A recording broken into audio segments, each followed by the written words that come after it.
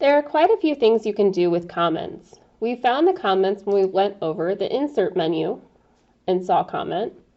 We also have a quick access button to our comments on our quick access toolbar.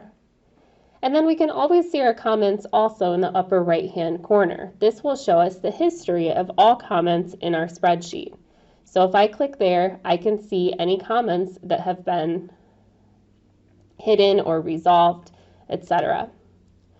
When I put a comment in a cell or in a range of cells on my spreadsheet, there are a few things that I can do. I can tag another user by typing the plus sign and then starting to type in their name.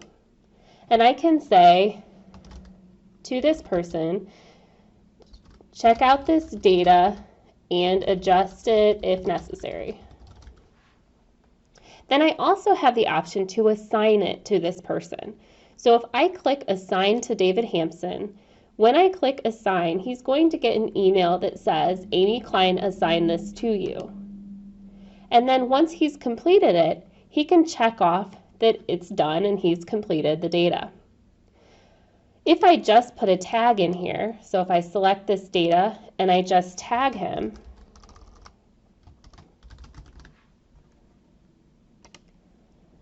and I just put the comment, he will also get an email that I put that comment in there, but he'll just be able to click Resolve. It won't be an action item that he needs to check off.